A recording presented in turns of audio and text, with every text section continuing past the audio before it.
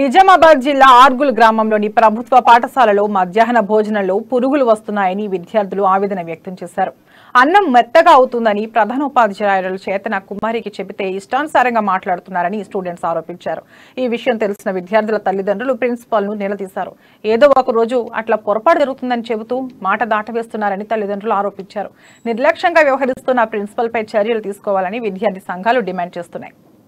MEO గారు మరియు మేము ఒక సంఘంగా విచారణకు రావడం జరుగుతుంది. విద్యార్థులు కూడా మాకు ఈ ప్రాబ్లమ్స్ ఉన్నాయి, ఇన్ని రకాలుగా ఉన్నాయి, మా మేడంలు ఇట్లా అంటున్నారని చెప్పేసి టీసీ ఇస్తాము అది వస్తాము మన మధ్యాహ్న భోజనం బాగా అండుతలేరు అని చెప్పేసి అంటే మేము కూడా మేడం గారిని విచారణ కోరక అంటే అప్పుడప్పుడే అవుతుంది, ఎక్కువ అవుతలేదు, నేను పిల్లల్ని కొట్టడం అనేది అవాస్తవము అని చెప్పేసి మేడం అంటున్నారు. కానీ పిల్లలు మాకు టీసీ ఇస్తా అని అంటుంది. పేరెంట్స్ కూడా ఇక్కడ ఏం జరిగిందో వాస్తవం.